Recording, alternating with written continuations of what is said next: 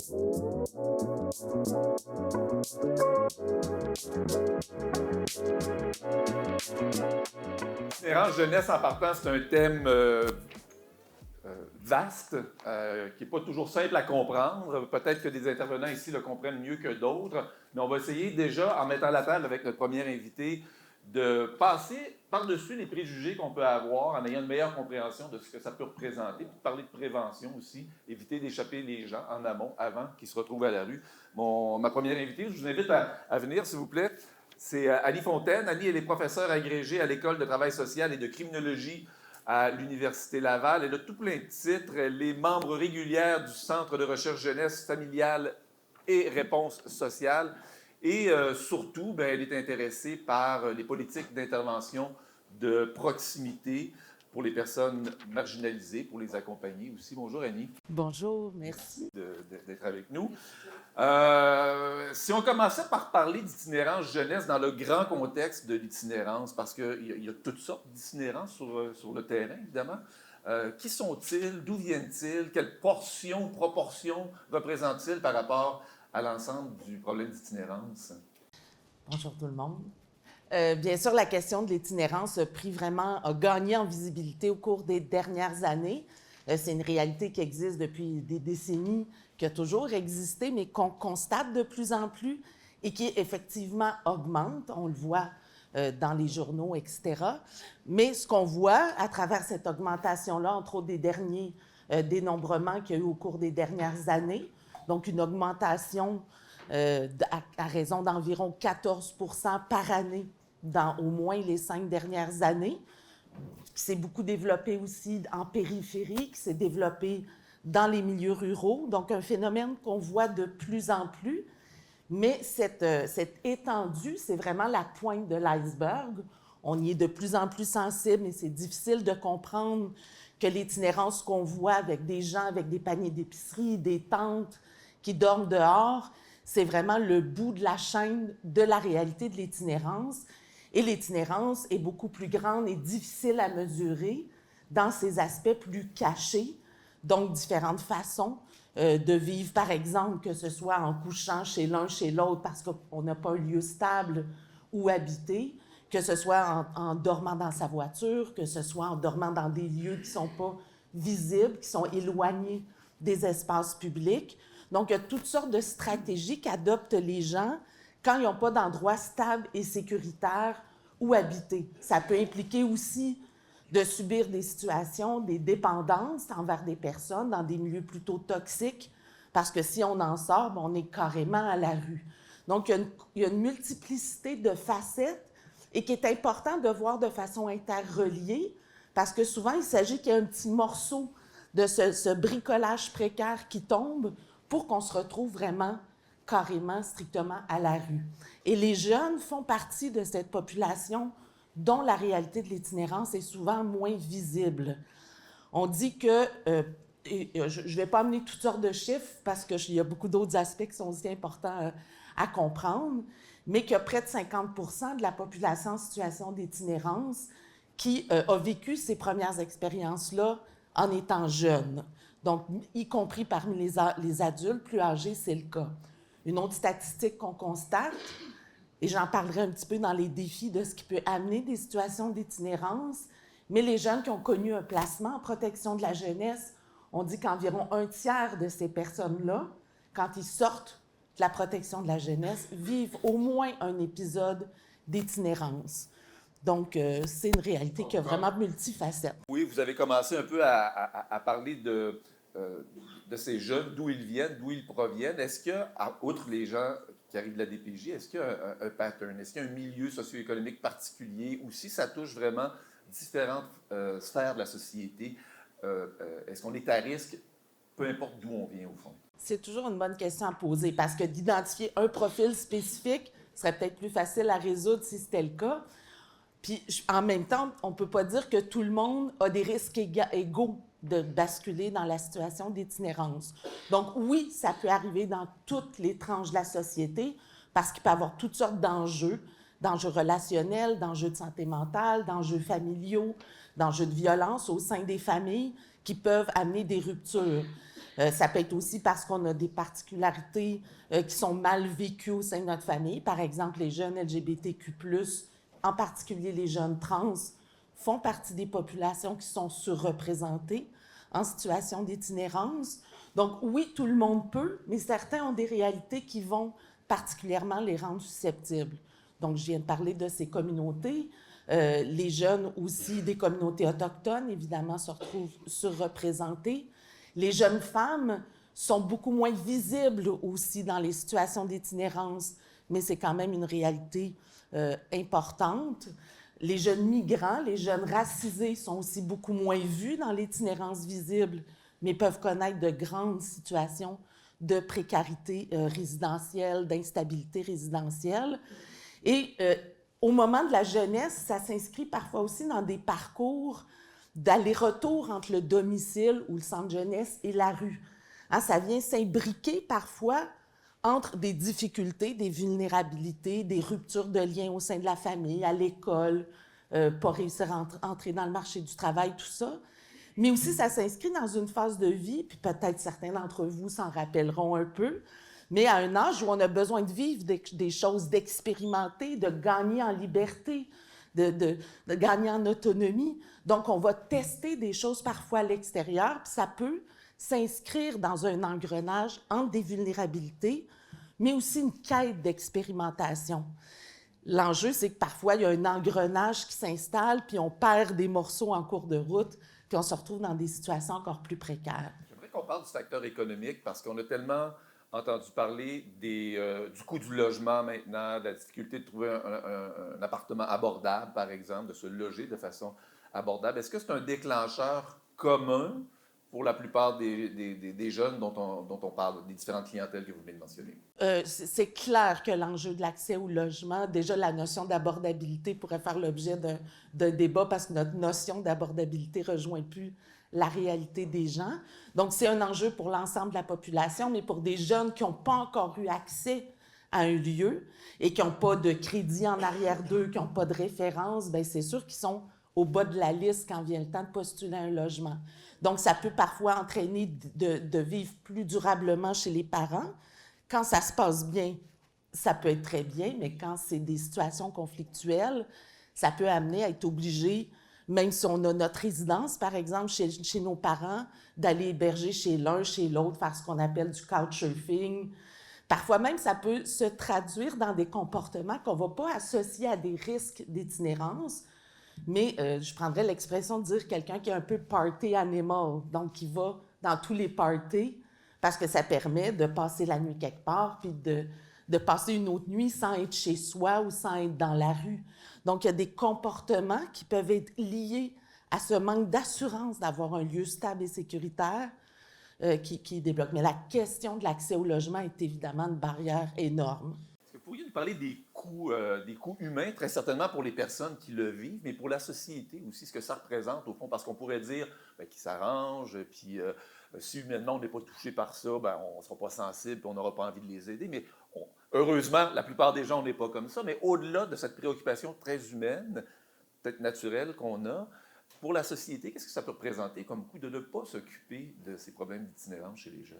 Bien, déjà, dans la façon dont vous posez la question, ça reflète un enjeu central. Le fait qu'on identifie ça à une responsabilité individuelle, soit parce que les gens ont fait des mauvais choix dans leur vie, donc c'est leur responsabilité de s'être retrouvés dans ces situations-là, et si elles faisaient l'effort nécessaire, bien, elles pourraient sortir de la rue. Donc, il y a deux niveaux extrêmement des enjeux dans cette façon-là de le concevoir. D'une part, une fois qu'on est dans des situations de désaffiliation, on entre dans des processus où on vit de la stigmatisation, où on est étiqueté et qui entraîne à de plus en plus à être marginalisé. Au jour 1, au jour 10, après un mois, après 3 mois, notre réalité n'est pas la même. Donc, on perd en moyens, par exemple, pour se vêtir, aller se trouver un travail. On perd en moyens de connaître des ressources pour pouvoir les utiliser, d'avoir des contacts. Parfois, on a épuisé notre réseau social qui nous entoure parce qu'on leur a demandé un petit prêt de sous, on a voulu coucher chez eux. Donc, on s'isole de plus en plus. Et éventuellement, ça atteint la confiance en soi. la confiance que j'ai une valeur aux yeux d'autrui, que j'ai des compétences qui pourraient être reconnues. Il y a quelques personnes, là, j'ai en tête un policier, le directeur de police de Longueuil, qui a expérimenté l'itinérance pendant 2 nuits, et il nommait juste lui, en sachant qu'il retournait chez lui, comment il avait été éprouvé. Donc, quand on a cette vision-là, on ne tient pas compte qu'en soi, l'expérience de l'itinérance aggrave la situation. Et on nommait également que les causes qui ont mené à l'itinérance ne relèvent pas que de l'individu. Et que parfois même des mauvais choix, ça peut être des choix qui ont été un peu contraints. Entre subir une situation conflictuelle de violence à la famille et aller me débrouiller chez n'importe qui, chez des amis, parfois ce plan-là, il était peut-être meilleur à ce moment-là. Donc, on ne tient pas compte de ces dimensions-là et de la pression plus structurelle qui pèse. On a parlé de la question du logement, du coût de la vie, de la crise des opioïdes. On a fait des travaux récents sur l'itinérance des jeunes et on avait des jeunes impliqués avec nous. Et il disait comment il y a une crise, en fait, on l'appelait la crise en 3C, une crise de connexion. On est dans une société de plus en plus individualiste où chacun a la pression de s'en sortir par lui-même, de faire ses preuves, de gagner en visibilité. Et quand on ne répond pas à ces standards-là, bien, on est un peu exclu. Et donc, il y a beaucoup de fragmentation des liens sociaux. Les gens sont davantage isolés. Ils disent aussi qu'on a une perte de sens. Donc, il y a une crise de confiance en la société, en la solidarité humaine, qui fait qu'on a moins envie de faire partie de cette société. Et il y a une crise plus fondamentale aussi, une crise de confiance en l'avenir, avec la crise écologique. Ça traverse beaucoup les préoccupations des jeunes. Donc, ce sont tous des effets plus subtils que la dimension économique, mais qui, ensemble, combinés, fait en sorte que les gens perdent les liens plus vite et leur situation se dégrade plus rapidement. Et qui rend la reconstruction d'autant plus difficile si, dans le temps, on s'est bâti ou débâti de la façon dont vous l'expliquez présentement. On parlera de ça tout à l'heure. Je voudrais juste avoir un mot, peut-être une idée sur l'impact pour l'ensemble de la société. Est-ce que ça représente de perdre ces jeunes-là dans notre société fonctionnelle où ils pourraient contribuer par leur travail, leur ajustement, leur bénévolat, peu importe? Déjà, il y a eu des évaluations là, financières, économiques. Je ne suis pas la plus grande spécialiste pour aller dans ces registres, mais où on évalue à environ autour de 70 000 $, j'arrondis vraiment, le coût associé à entretenir les différents systèmes judiciaires, hospitaliers, etc., quand il y a des personnes en situation d'itinérance. Donc, l'équivalent environ de 70 000 $ par personne comme coût d'itinérance, alors qu'on sous-investit dans plusieurs créneaux sociaux qui permettraient d'échapper moins de gens. Donc, ça nous coûte plus cher d'agir en aval des situations, avec des refuges, toujours dans l'urgence. Ça coûte plus cher sur le coup, mais ça coûte plus cher à long terme parce que les gens se dégradent, donc leur situation devient de plus en plus compliquée. Alors que si au départ, ces personnes avaient eu accès à des soins, avaient eu accès à un logement, à un réseau social, à des ressources pour les aider dans leur rapport à leur consommation de drogue, il n'y aurait pas eu cette dégradation-là. Donc, la prévention, c'est plus difficile de voir ses effets directs. Hein, on finance quelque chose pour pas que ça arrive, donc pouvoir quantifier ce qui n'est pas arrivé, c'est complexe.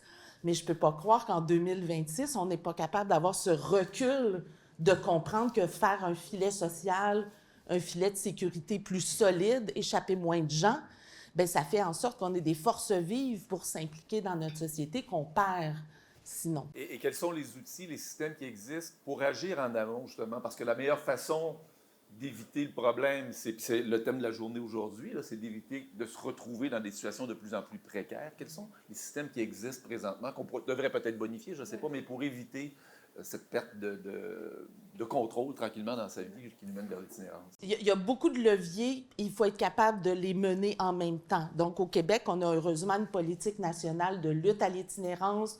On a des axes qui sont interreliés, donc la question de l'accès aux soins de santé, au logement, les enjeux liés à la judiciarisation, à la stigmatisation, aux services sociaux, sont en interaction dans un plan.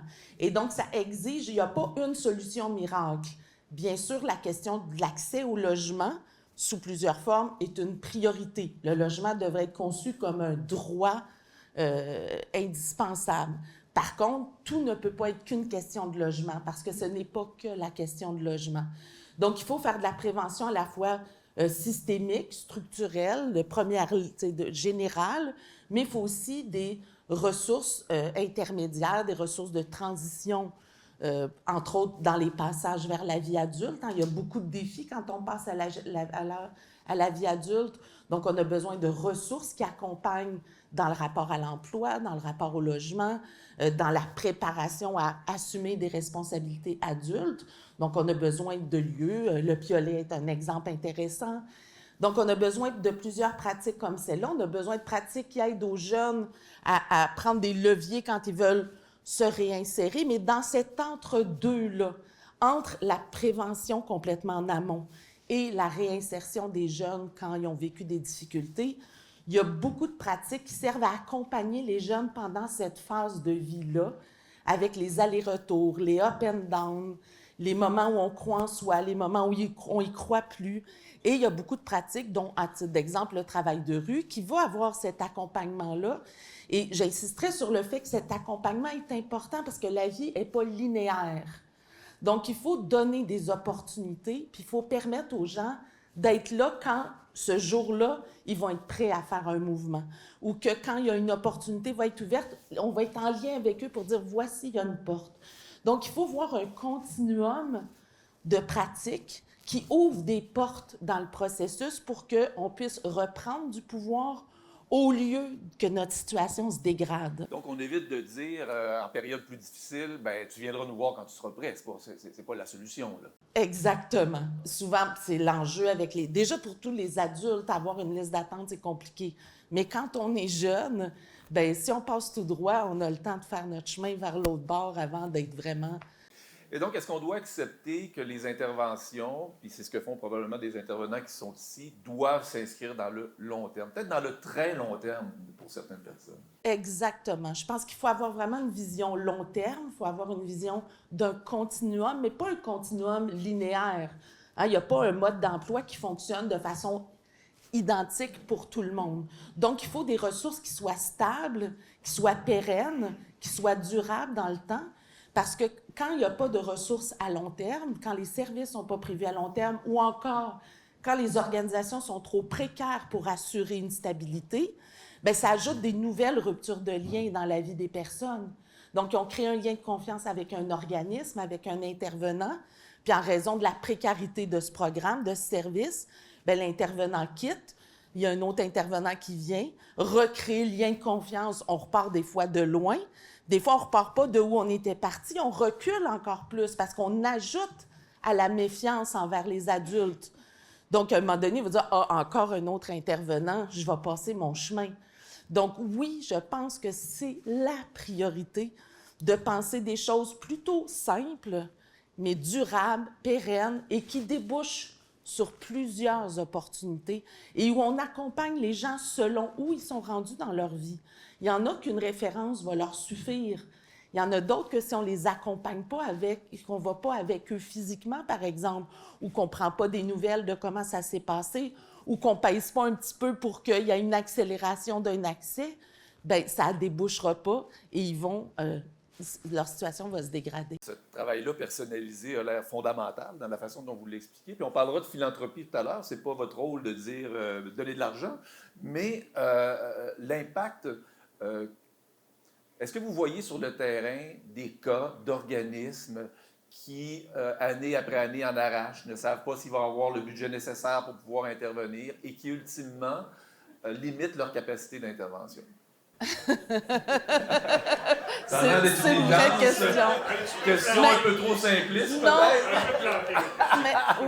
Mais j'apprécie qu'on la pose parce que c'est devenu tellement... Je veux dire, je pense que les gens sont de plus en plus conscients de la précarité des organismes en termes d'insuffisance de financement, mais aussi, et presque surtout, je dirais en termes de prévisibilité et de liberté un peu de organiser comment utiliser leur financement. Les organismes manquent de financement, mais aussi leur financement est souvent très fragmenté et on s'attend à des indicateurs de résultats mesurables, dans un domaine, un autre domaine, parce qu'ils ont répondu à un appel à projet ici, un autre là. Et donc, ils se retrouvent à devoir, premièrement, mettre beaucoup d'énergie à chercher de l'argent et à faire de la reddition de compte d'une part, et ils ne sont pas capables de prévoir dans le long terme. Donc, stabiliser des équipes, j'insiste tellement sur ce point-là, la stabilité des équipes de travail, c'est un des clés pour pouvoir accompagner. Et le nombre, là, j'ai même des visages qui me viennent en tête de témoignages de jeunes que je côtoie depuis des années pour qui ça a fait toute la différence d'avoir quelqu'un qui reconnaît, qui l'appelle par son prénom, qui se rappelle de sa date de fête, de son plat préféré, avec qui elle a pu rire, elle a pu pleurer, puis que parmi ces jeunes-là, dont j'ai des visages en tête, certains ont tellement pris de pouvoir dans leur vie, sont partis d'une situation d'itinérance. Puis je ne veux pas être en mode success story, puis qu'il faut juste souligner les succès. Mais quand même, j'ai des visages en tête de jeunes qui maintenant ont été représentés, par exemple, auprès de la commission Laurent pour défendre les droits des jeunes, qui ont des emplois, qui ont même développé des petites entreprises, qui sont impliqués dans des coalitions. Donc, c'est des leviers pour aider des fois à stabiliser la situation, mais parfois même plus pour pouvoir développer une contribution sociale significative. Les organismes communautaires, leur force, c'est d'être tout ça en même temps. Mais quand on les surmobilise juste au moment de la crise, au moment de l'urgence, puis tout d'un coup, on se réveille, « Ah, on a un hiver au Québec. » Alors là, on sort toutes les affaires, puis là, après ça, « Ah, le beau temps est arrivé, les gens n'ont plus besoin de rien. » Bien, quand on fonctionne comme ça, on sous-utilise les organismes communautaires dans leur capacité d'agir en profondeur sur la trajectoire des gens et sur le tissu social.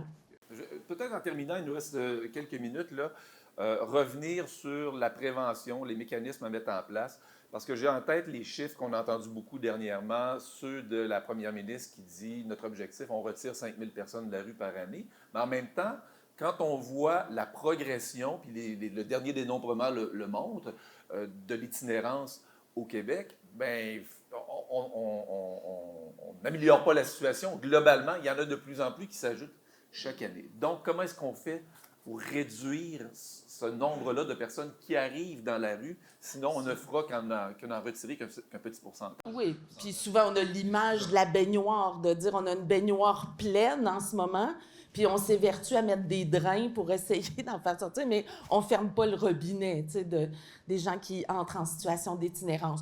Donc, à cet égard-là, il y a des politiques structurelles dans le rapport, en particulier au logement, au coût de la vie. L'aide sociale n'a pas augmenté depuis je ne sais pas combien d'années, là, tu sais, c'est complètement stagnant. Donc, le revenu minimum garanti, le revenu minimum, pardon, qui n'est pas garanti, n'est pas suffisant même pour avoir accès à un logement et se nourrir. Donc, il y a des mesures de base, là, de filet qu'il faut établir. Il faut consolider le financement de base des organismes communautaires pour qu'ils puissent exercer réellement leur mission.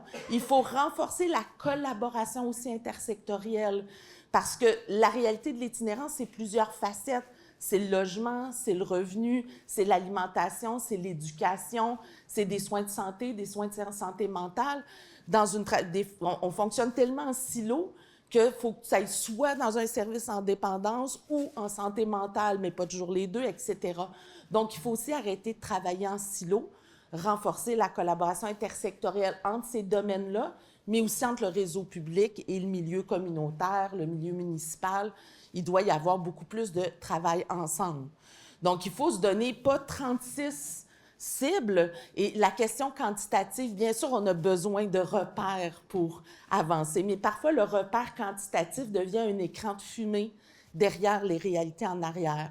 Donc, c'est plus spectaculaire de dire il y a tant de gens qui ont été sortis de la rue qu'on a amélioré les conditions de vie des gens puis que ça les a empêchés d'aller dans la rue. Donc, les chiffres sont traites parfois, puis peuvent être interprétés de 1000 manières, ce qui me rend toujours très prudente personnellement, surtout que je fais de la recherche qualitative, fait que je ne suis pas toujours bonne en maths, mais ce n'est pas la vraie raison. Annie Fontaine, merci beaucoup d'avoir mis la table de façon éclairante. Professeur agrégé à l'École de travail social et de criminologie à l'Université Laval. Merci beaucoup, Annie.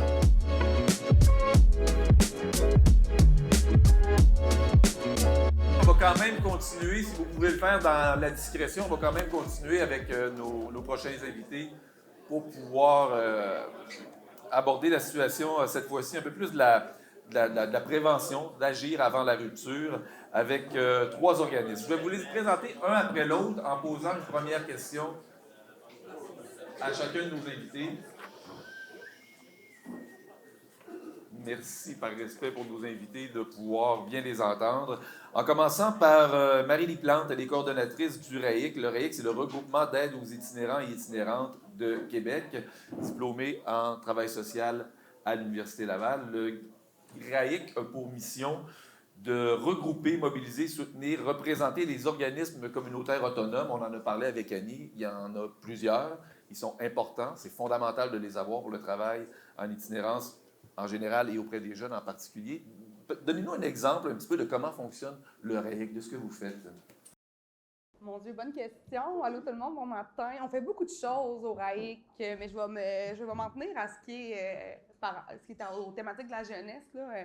Ben c'est ça, on a plusieurs rôles au niveau du RAIC, de représenter le milieu, comme tu l'as nommé, mais aussi de fédérer les organismes communautaires autour d'enjeux communs, de préoccupations communes, dans le but de dégager des pistes d'action, des solutions, de voir sont où les trous, sont où les failles. Au RAIC, on regroupe une 50aine d'organismes communautaires sur l'ensemble du territoire qui œuvrent à différents niveaux sur un continuum d'actions qui passe de la prévention structurelle, systémique, prévention en amont, l'accompagnement dans l'urgence, la sortie de rue, l'accompagnement des jeunes et tout ça en même temps aussi. 50aine de groupements, mais une vingtaine quand même là, d'organismes jeunesse. Donc, ça témoigne quand même de la préoccupation qu'on a pour accompagner les jeunes, puis l'importance, comme le disait Annie, d'intervenir en amont, d'accompagner les jeunes pour améliorer leurs conditions de vie, les accompagner dans la réalisation de leur projet de vie. Donc, par rapport à la jeunesse, on a un comité jeunesse qui regroupe tous ces organismes-là. Puis je tiens à dire que c'est toujours un honneur de prendre la parole pour représenter le milieu. C'est pas moi qui est sur le terrain qui accompagne les gens, mais c'est ça, j'ai l'honneur de pouvoir parler en leur nom. Donc, le comité jeunesse regroupe une vingtaine d'organismes communautaires qui se rassemblent plusieurs fois par année pour justement se parler parce que ces organismes-là, comme je l'ai nommé, interviennent sur un continuum, ont plusieurs actions, mais c'est pas juste une addition d'organismes qui travaillent en silo chacun de leur côté. C'est vraiment un écosystème qui est créé pour accompagner les jeunes dans différentes facettes de leur vie. Donc, nous, c'est de soutenir cet écosystème-là, ce réseau-là, s'assurer qu'on crée une communauté, qu'on est capable justement d'intervenir à différents niveaux, puis être sûr qu'on est capable de répondre aux trous de services. Puis d'assurer une certaine cohérence, au fond, Absolument. entre tous les organismes puis les interventions auprès des jeunes. Ben oui, assurer que les gens se parlent, puis voilà. On va revenir à toi un petit peu plus tard. Caroline Villeneuve, peut-être que tu pourrais prendre le micro. J'en ai un. Ouais, non, mais on a besoin de celui-là pour la salle. C'est un système compliqué, là, mais on a besoin de 2 micros. C'est comme en stéréo, en fait, mais avec 2 micros. Caroline de la Fondation Ancrage Jeunesse, donc vous vous décrivez comme une entrepreneure sociale, 15 ans d'expérience comme intervenante dans le milieu communautaire, et la Fondation Ancrage Jeunesse est un organisme à but non lucratif, évidemment, qui soutient les jeunes, qui assurent un suivi ou qui ont été suivis par la protection de la jeunesse. Donnez-nous un petit peu plus de détails de ce que vous faites en Ancrage Jeunesse. Bonjour à tout le monde. Donc, Caroline, de notre côté, chez Ancrage Jeunesse, en fait, on aide des enfants qui sont issus de la DPJ, pour le nommer ainsi. On est à la capitale nationale Chaudière-Appalaches. Annuellement, on aide plus de 1000 enfants qui sont issus d'un système de protection de la jeunesse. On les aide à différents niveaux. En fait, chez Ancrage, notre objectif, c'est de soutenir le développement des enfants. Donc, on pallie où est-ce qu'il y a des besoins, que ce soit au niveau du soutien scolaire, que ce soit au niveau du développement du langage. On aide aussi au niveau de la promotion de la santé et des saines habitudes de vie. On aide nos jeunes, malheureusement, là, qui sont hébergés en centre de jeunesse pour les aider au niveau de la délinquance, prévenir aussi l'exploitation sexuelle chez nos jeunes. Et on est très présent, très actif depuis quelques années au niveau de la transition à la vie adulte. On en a beaucoup parlé tout à l'heure là, pour éviter justement les situations d'itinérance. Malheureusement, les statistiques sont effarantes. Là. On a 33 %, un jeune sur 3 issu de la protection de la jeunesse qui se retrouve à la rue. Pour moi, c'est un échec de notre système social, de notre filet de solidarité sociale. Puis on essaie vraiment d'éviter, chaque enfant qu'on évite la rue, on essaie d'être là. Ces jeunes-là, il faut savoir qu'il y a une chose qui est connue dans la vie que tout le monde, genre, c'est impossible de changer, c'est la date de naissance d'un enfant. On sait très bien quand il arrive à 18 ans, c'est pas normal. Quand un jeune arrive à 17 ans, 17 ans et demi, on prépare pas sa sortie du système de protection de la jeunesse. Puis malheureusement, il y a trop de jeunes qui se retrouvent en situation d'itinérance. La semaine passée, on faisait un événement auprès de 50 jeunes de Québec pour les préparer à la transition. Puis il y a un jeune qui va avoir dans un mois 18 ans qui me dit, qui a levé la main et qui nous a demandé « J'ai peur de ne pas manger dans un mois, ça me stresse de ne pas être capable de me nourrir. » Fait que vous imaginez comment que ça nous chamboule de se dire « Ce petit gars-là qui va avoir 18 ans, il a peur de ne pas manger. » Moi, je suis parent. Il y a plein de gens dans la salle, je suis persuadée, qui sont parents ou qui ont des neveux, des nièces. Imaginez que votre jeune vous dit « J'ai peur de ne pas manger dans un mois. » C'est un peu effrayant. OK, c'est énorme. Le chiffre de 33 je vais le retenir. 33 de combien dans Québec-Chaudière-Appalaches, par exemple? À Québec, il y a 3 000 enfants sous la protection de la jeunesse. Okay. Alors, Chaudière-Appalaches, c'est à peu près 2 000. Okay. Fait que, tu sais, imaginez 33 de ces chiffres-là. C'est effrayant. Puis, Mme Fontaine l'a mentionné, c'est qu'il y a beaucoup d'itinérance cachée chez nos jeunes. C'est qu'on pense qu'ils sont dans la rue. Non, non, ils sont en instabilité résidentielle. Fait qu'ils surfent d'un divan à l'autre. Ils se font héberger par un membre de la famille. Après ça, ils se font mettre dehors. Après ça. Fait qu'on les voit pas toujours, ces jeunes-là. Puis, ils sont beaucoup aussi dans les ressources communautaires. Fait qu'ils vont passer 5 mois quelque part. Ils ont le droit à 2 ans quelque part. Après ça, fait que c'est de l'instabilité aussi résidentielle. Puis, c'est caché. OK, merci. Lorenzo, j'ai oublié de vérifier la prononciation de votre nom de famille. Je suis désolé. Alberton, tout simplement. Bon, je me casse la tête pour rien. Lorenzo, vous êtes directeur général par intérim du Piolet. Merci de nous accueillir d'abord. Donc, parlez-nous du Piolet, de cet organisme communautaire qui accueille des jeunes aussi. La fenêtre jeunesse chez vous, c'est 16 à 35 ans. C'est comme ça que vous la définissez? Bien, exact. Mais premièrement, merci d'être là. Profitez-en du buffet. C'est les jeunes exactement qui ont fait la nourriture ce matin. Ce qui ne sera pas pris sera distribué à nos jeunes. Là, je tiens à le mentionner ce matin. Donc, le Piolet, organisme communautaire qui a des jeunes de 16 à 35 ans. On a 2 établissements. On en a un ici. Il y en a un sur le boulevard Amel, là, dans Vanier, qui est plus visible là, quand vous passez là le matin. Essentiellement, on a 3 services. On offre du logement transitoire. On a 52 unités d'hébergement. Pour les clientèles de 18-35, beaucoup de clientèles, justement, provenant des centres de jeunesse là, en transition vers la vie adulte. On a un resto-école, ici, seulement ici, il n'y a pas de restaurant Vanier. Resto-école, centre de formation pour les jeunes à 16 à 35 ans pour réintégrer le marché du travail.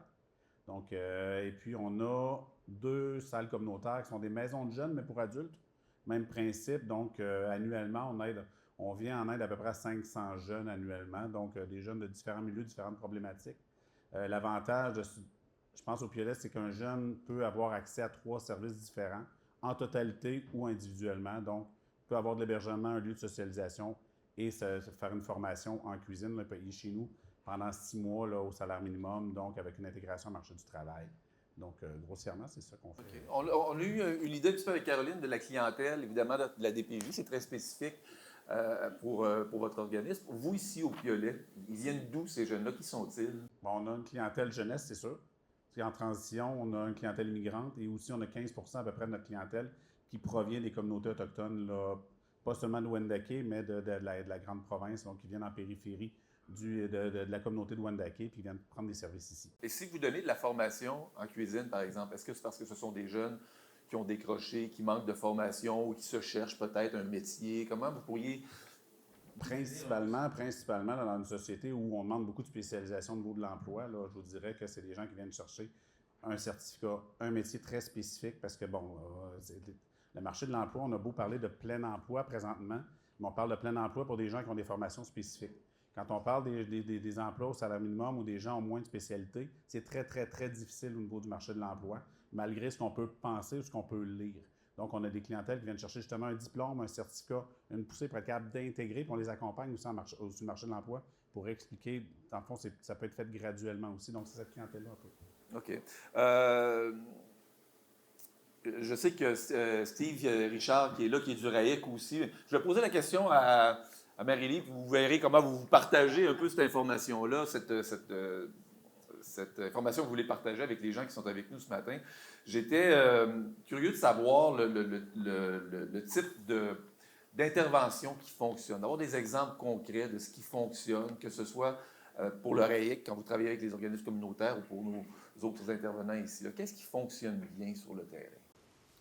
Ben, en fait, déjà, Mme Fontaine a été assez éloquente sur le sujet. Fait il y a plusieurs éléments qu'elle a déjà ramenés, mais entre autres,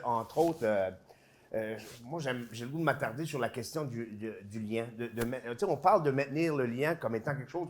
On en parle d'une manière assez banale d'ailleurs. C'est important de maintenir le lien, mais qu'est-ce que ça veut vraiment dire?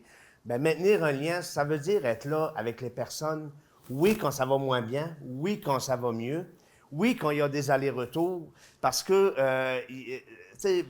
dans votre quotidien, dans vos réalités, en tant que gens d'affaires, en tant qu'intervenant, y a-t-il quelque chose qui fonctionnerait sans la relation que vous avez créée de confiance avec les personnes autour de vous?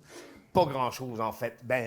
Pour les adolescents, les jeunes adultes avec qui on est en contact, c'est vraiment primordial. Et ça l'est de plus en plus parce que les opportunités ne sont pas à tous les coins de rue. Donc, entre le moment où tu as l'énergie de faire un move à travers les aléas de la vie, les difficultés, parce qu'on s'entend, les personnes qu'on accompagne viennent de tous les milieux, mais effectivement sont souvent heurtées par toutes sortes d'épreuves de la vie aussi, qu'on parle, oui, de consommation, de violence familiale, de rupture sociale familiale, d'enjeux aussi liés aux dynamiques prostitutionnelles, etc. On peut comprendre qu'il faut pouvoir être là au bon moment. Bien, pour être là au bon moment, il faut durer dans le temps. Et pendant cette période-là, bien, il se passe des choses. Il y a des apprentissages qui se font. Il y a des allers-retours. Mais ça fait en sorte qu'on continue de nourrir ces personnes-là. Et moi, j'en parle parce qu'en tant que directeur d'un organisme de travail de rue, c'est le cas de notre relation, hein, bien évidemment. Et bien aussi parce qu'ensuite et moi, on fait des années de constater, un peu comme le mentionnait Annie, des personnes qu'on a accompagnées il y a 10 ans, 15 ans, 20 ans, et de voir où ils en sont aujourd'hui, le parcours qu'ils font aujourd'hui. Certains d'entre eux sont devenus des collègues aujourd'hui. Et donc ça, c'est pas banal et ça fait toute la différence, à mon avis, en termes de contribution sociale aussi. Okay. Faut pas le, Donc, la notion de durée dans le temps encore qu'on a évoquée tout à l'heure. Tout à fait. Et ça vaut pour le travail de rue, mais ça vaut aussi pour toutes sortes d'autres pratiques et pour des milieux comme qu'on parle des répits, etc., qui permettent aux gens de garder un contact avec la communauté. Okay. Caroline, j'aimerais vous entendre un petit peu plus peut-être sur ce qui, le type d'intervention qui fonctionne, en tout cas les objectifs que vous avez particulièrement en amont. Vous l'avez dit tout à l'heure, on le sait, quand un jeune va avoir 18 ans, est-ce que c'est l'objectif principal, au fond, d'éviter qu'il aille dans la rue, bien sûr, mais de le préparer avant qu'il arrive à l'âge? Absolument. En fait, ce que je considère, en fait, qui fonctionne, premièrement, c'est une approche qui est personnalisée parce que chaque enfant a ses défis, chaque enfant, chaque ado a ses besoins. Fait qu'on en a beaucoup parlé. Fait que l'approche personnalisée, de répondre à ses besoins, puis d'être aussi la bonne ressource au bon moment. Puis c'est faux de penser qu'un seul organisme communautaire peut y arriver. Il faut vraiment, ou même une ressource, je pense même aux intervenants de la protection de la jeunesse ou d'autres intervenants sociaux du réseau public, il faut travailler ensemble. Il faut travailler ensemble parce que c'est les jeunes qui se retrouvent à la rue, là, nos jeunes itinérants, là, ou en instabilité résidentielle, c'est des jeunes qui ont des multiples difficultés. C'est des jeunes souvent qui partent avec un sac à dos lourd, là. Ils ont beaucoup de roches dans leur sac à dos. Fait que, ils vont avoir des enjeux de traumatisme, de familiaux, ils ont des enjeux de consommation, ils ont des enjeux de santé mentale. Fait que c'est comme Mme Fontaine disait, on peut s'occuper de la consommation, mais si on ne traite pas la santé mentale ou les traumas, la consommation va revenir dans leur parcours. Fait qu'il faut vraiment travailler ensemble.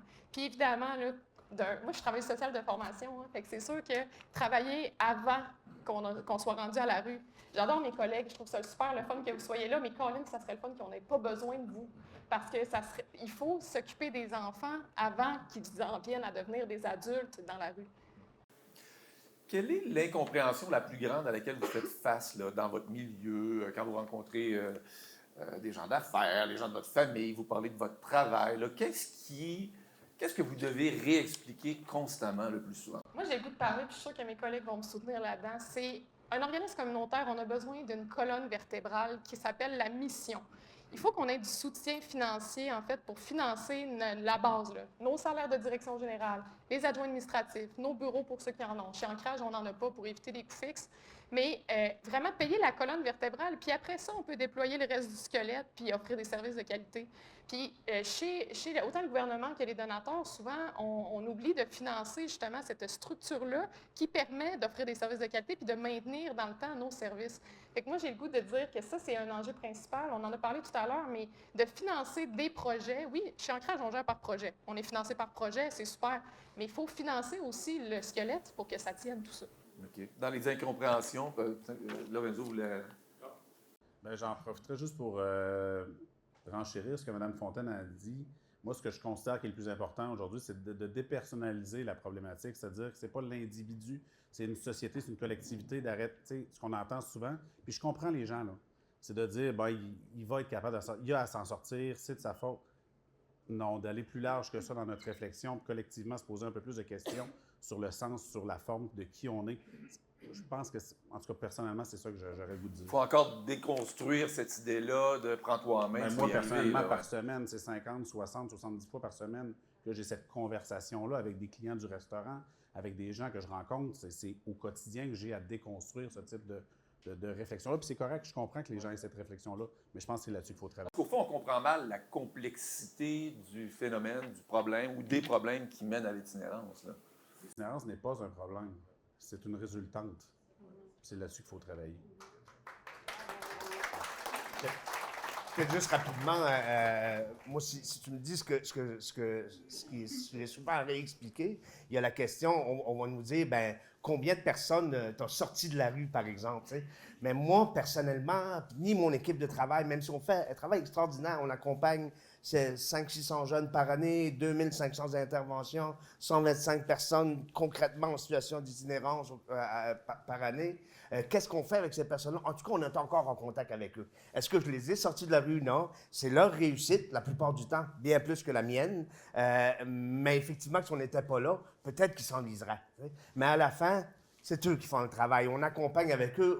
C'est pas si facile peut-être à saisir qu'on a une relation qui se veut la plus égalitaire possible. Même si de facto, en tant qu'intervenant, il y a une posture qui est là, il y a une attente, etc. Mais vraiment, notre posture, elle se veut la plus égalitaire possible parce qu'à la fin, pour que ça soit périn, c'est eux qui réussissent. Ils ne sont pas responsables de tout ce qui leur arrive, mais ils vont porter leur réussite, par exemple. Ça, elle ne me revient pas à moi, cette réussite-là. Ça, c'est un des éléments. L'autre élément qui est plus structurel au niveau du financement, je pense qu'effectivement, le financement à la mission sur le long terme, c'est vraiment un élément important. Il faut comprendre que les organisations communautaires ont un mandat qui leur provient de la communauté. Donc, chez nous, j'ai 24 enveloppes différentes pour une équipe de 11 personnes. C'est énorme. Donc, c'est plus que la moitié de mon temps qui est passé là-dessus, alors que je pense humblement que je pourrais avoir une contribution intéressante pendant ce moment-là, ailleurs dans la communauté. Donc, il y a vraiment quelque chose d'important à travailler à ce niveau-là aussi. OK. J'aimerais ça. Marie-Lise, oui, j'aimerais ça vous entendre aussi. Ben oui, rapidement, je vois le temps qui file. Je voulais juste ajouter, souvent, on se fait demander c'est quoi qu'il faut faire, c'est quoi le programme, c'est quoi la solution. On aimerait avoir une baguette magique. Ben oui, puis moi aussi, j'aimerais ça en avoir, on en voudrait toute une, mais c'est beaucoup plus complexe que ça. Puis on parle souvent en itinérance de l'approche globale, d'intervenir sur la globalité de la situation de la personne, d'intervenir, d'accompagner la personne dans toutes les facettes de sa vie. Parce que l'itinérance, là, j'ai pas le temps de m'attarder là-dessus, mais c'est beaucoup plus complexe que simplement l'accès à un logement ou non. Il y a toute la dimension de la désaffiliation sociale. Fait qu'on l'a pas, la recette magique, mais on en a plein de recettes magiques. Puis évidemment, le communautaire joue un rôle clé, joue un rôle incontournable, mais ne peut pas régler l'enjeu à lui tout seul. Mais c'est un pan d'action qui va permettre vraiment d'accompagner la personne en fonction de ses besoins, en fonction de ses aspirations, de ses projets de vie. Fait qu'il faut soutenir l'ensemble du milieu, l'ensemble des services, mais il n'y en a pas un programme qu'on peut prendre qui fonctionne puis dire on va le copier-coller à l'ensemble de la province, partout, puis ça va marcher. C'est beaucoup plus complexe que ça. Est-ce que la situation de crise qu'on vit présentement, je l'appelle comme ça, là, parce qu'il y a vraiment une croissance, puis un problème, puis une itinérance encore plus visible, nuit un peu à votre travail dans la perception qu'ont les gens vis-à-vis de l'itinérance? C'est quelque chose qu'on va aborder avec mon prochain invité tout à l'heure, en faisant le lien vers la philanthropie, mais les gens en voient de plus en plus. Ils sont peut-être plus dérangés qu'ils ne l'étaient par l'itinérance visible, par exemple. Mais quand dans la rue, on croise des itinérants, quand on voit des reportages, puis là j'ai l'exemple de Montréal en tête, mais de quartiers où on a un peu de difficulté dans les itinérants qui côtoient des milieux scolaires ou de garde, par exemple, etc. Est-ce que ça rend plus difficile votre travail de conviction de l'importance que vous avez du travail qu'on doit faire? Non, pas sur le niveau de la conviction, du sens. Sinon, c'est encore plus que notre rôle prend son sens. Malheureusement, on ne voudrait pas être dans ces dynamiques-là, mais on comprend les gens aussi qui peuvent avoir des réactions un petit peu plus émotives, qui ne sont pas dans le milieu, qui ne comprennent pas nécessairement, qui voient les personnes. C'est beaucoup de souffrance aussi, il faut le nommer. Fait que c'est confrontant aussi au quotidien, de côtoyer cette souffrance-là, puis de ne pas la comprendre, puis de ne pas savoir qu'est-ce qu'on peut faire. On dit souvent que l'itinérance est une responsabilité collective. Il faut intervenir sur les structures sociales, sur les systèmes, mais les personnes individuellement, c'est par quel bout qu'on pogne ça? C'est quoi le pouvoir d'agir que j'ai, moi, dans ma communauté? Des fois, c'est difficile pour les gens de trouver ce filon-là. Puis, donc, ça peut être plus facile de se braquer dans une position, dans un clivage, puis de dire, bien, si tu veux, tu peux. Comme Annie le disait, c'est des choix, c'est une question individuelle. J'ai pas de rôle là-dedans où faut transformer les structures, c'est confrontant, c'est par quel bout qu'on prend ça. C'est un gros travail qu'il faut faire, il faut réfléchir, puis il faut le réfléchir ensemble. Donc, c'est sûr que c'est très complexe. Puis comme d'autres enjeux, là, on parle d'itinérance ce matin, mais des gros enjeux comme ça, des fois, c'est plus facile de se braquer dans une posture que de la déplier, puis de comprendre la complexité, puis tous les revers, puis tout le travail qu'il y a à faire. Mais voilà, il y a beaucoup de travail à faire, mais il y a du beau travail qui se fait, puis il y a un sens qui se fait aussi à travailler ensemble, dans le milieu, mais avec les partenaires aussi. Lorenzo aimerait rajouter quelque chose, puis j'aimerais entendre Caroline aussi là-dessus. Je voulais juste dire que le déjeuner ce matin en est une preuve. C'est-à-dire de voir la mobilisation qui est faite, c'est-à-dire qu'il y a une conscience qui va être prise, il y a des actions qui vont être prises. Oui, il y a un côté catastrophique. Oui, vous avez nommé la crise.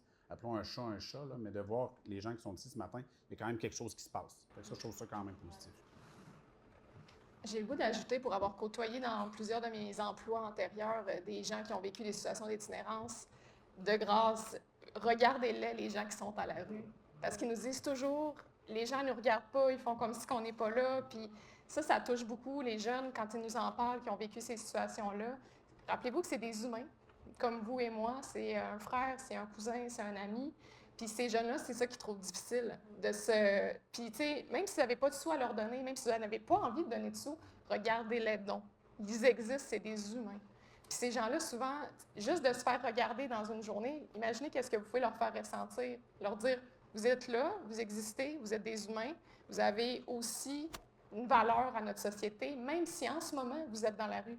Puis il faut se rappeler aussi que l'itinérance, pour plusieurs personnes, c'est un passage dans leur parcours.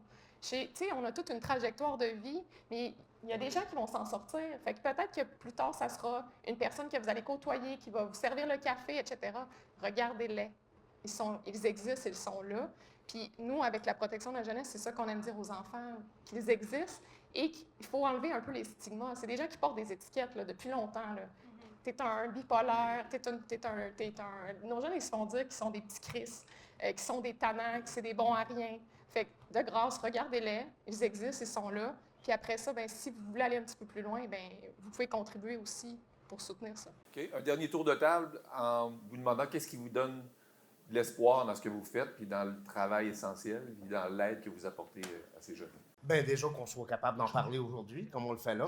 Un autre élément qui me donne l'espoir, comme je le disais tantôt, je suis là depuis plusieurs années, donc j'ai pu constater que le temps faisait son œuvre aussi, malgré les aléas de la vie. Puisque quand on est présent avec les gens, qu'on est présent dans le temps, il se passe des choses dans leur vie. Puis il y a des réussites, puis il y a des gens et la plupart vont vivre à divers niveaux des réussites, puis des bons moments dans leur vie à venir, qui ne seront peut-être pas à la hauteur de nos aspirations à nous autres, ou du même ordre d'aspiration que vous aurez, que j'aurai. C'est pas ça l'important, tu sais. Donc, oui, il y a de l'espoir à ce niveau-là. Un autre élément très positif, on est une communauté dans la région de Québec qui avons quand même des belles opportunités pour travailler ensemble. On le fait bien, on peut le faire encore mieux. Le RAIC, je le dis parce que je suis président du CA, joue un rôle intéressant là-dedans aussi, que ce soit en tant qu'interlocuteur avec la Ville de Québec, avec le SUS. On travaille vraiment fort pour maintenir des liens, des relations tout le temps. Parfois, on se comprend, parfois on se travaille, mais on arrive à des éléments quand même vraiment positifs. Et c'est une force dans la région de Québec, il faut le reconnaître. On est en relation partout au Québec avec des collègues et on le constate et on se le fait dire. Fait que soyez assurés que quand vous contribuez dans votre région, il y a du monde qui travaille à ce que ça se passe au mieux puis qu'il y a une collaboration optimale. Fait que ça, pour moi, c'est vraiment un élément positif. Petite chose à prendre en compte, l'itinérance aujourd'hui, c'est pas juste urbain.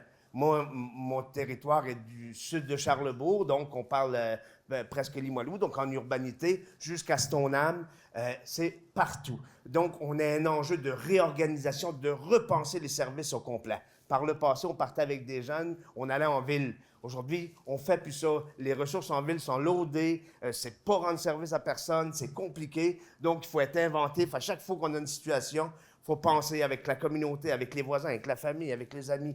On trouve des alternatives, mais les solutions sont peu nombreuses et les enjeux sont sur l'ensemble du territoire maintenant, se vivent différemment, mais se vivent partout. Donc, c'est un gros défi qui nous attend. Mais heureusement, comme je dis, à Québec, dans la région de Québec, je pense qu'on est équipés pour travailler ensemble puis avancer. Et Lorenzo, sur ce qui vous donne espoir? Rapidement, l'espoir, moi, c'est les jeunes. Pour vrai, malgré tout, après 20 ans, c'est quand je les vois, quand je les côtoie au quotidien. Oui, ils ont des difficultés, oui, ils ont des embûches, mais quand on les côtoie, on voit des jeunes avec plein de rêves, des artistes, des créatifs, des gens qui ont le goût de s'impliquer politiquement. Fait que juste les côtoyer, moi, c'est ce qui me rend le plus positif là-dedans. OK. Et Marie-Lie?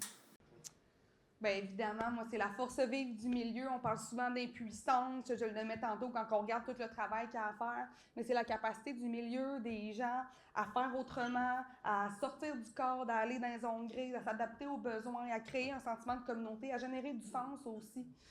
C'est vraiment le travail ensemble. Là, tout seul, on n'y arrive pas, mais tous ensemble, on est capable de créer quelque chose là, qui fait du sens et qui est porteur dans le cadre de notre travail, mais plus encore, j'ai envie de dire. Merci de vos témoignages. Oui, c'est vrai, Je l'ai fait en quelques secondes, je sais qu'il reste plus de temps. Moi, ce qui me donne espoir, c'est vraiment de croire au potentiel de nos enfants, de nos ados. Donc, c'est ce qui me donne le goût de continuer. On a comme DG, on a souvent des coups durs, là. Mais on se lève à tous les jours pour ça. Parce qu'on croit au potentiel de nos enfants, de nos ados, qui vont devenir nos générations futures, en fait. Fait qu'on croit en eux. Merci de vos témoignages. Caroline Villeneuve de la Fondation Ancrage Jeunesse, merci beaucoup. Marie-Lie Plante et Steve Richard qui sont du RAIC, merci à tous les deux. Et Lorenzo Alberto, directeur général par intérim du Piolet, merci aussi.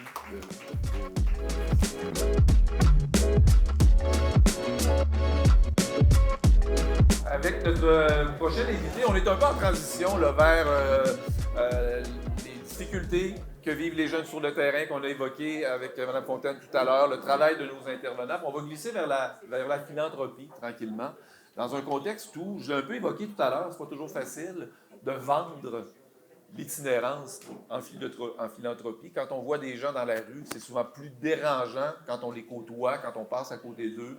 On se sent mal, on se sent parfois agressé, même s'ils ne nous agressent pas, parce qu'on n'est pas habitué, ça ne fait pas partie de notre milieu de vie.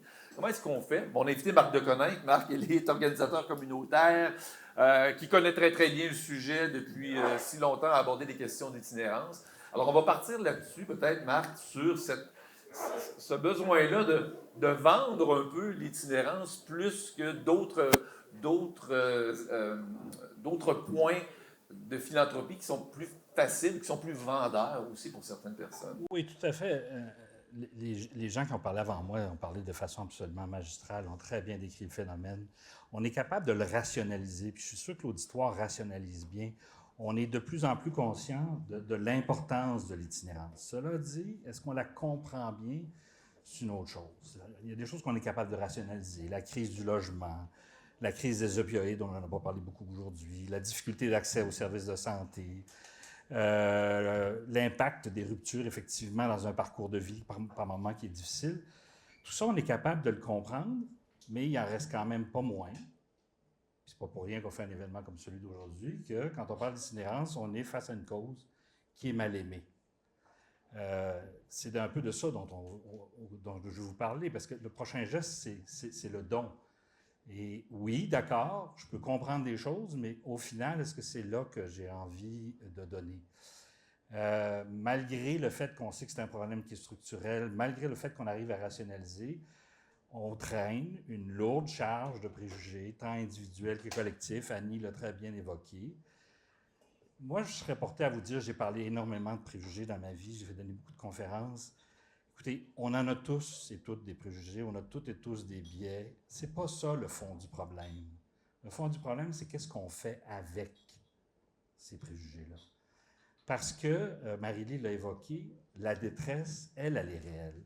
La souffrance, elle est réelle. Puis elle n'est pas juste réelle chez les personnes en situation d'itinérance ou en instabilité, elle est réelle aussi chez les proches, chez les familles.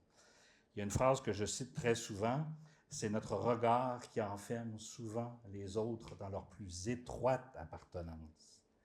Et c'est notre regard aussi qui peut les libérer. Un écrivain franco-libanais, Amin Malouf.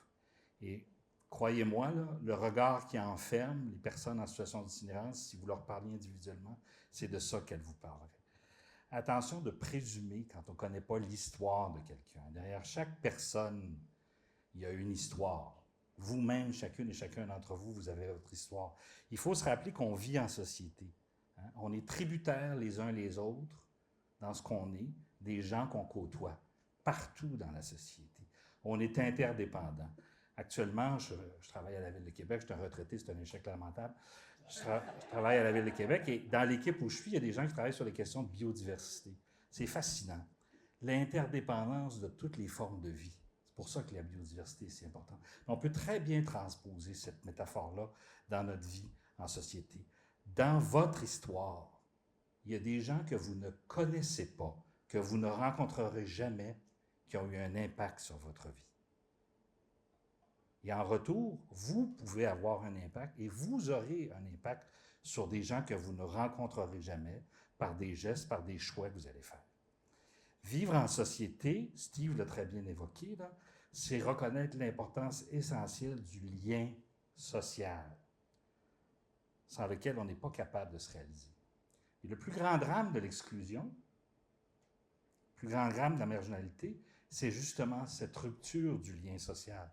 Essentiellement, c'est quoi nos préjugés? C'est les personnes en situation d'itinérance sont responsables, les personnes en situation d'itinérance sont coupables, leur comportement est inacceptable. Essentiellement, c'est quoi vivre de l'exclusion?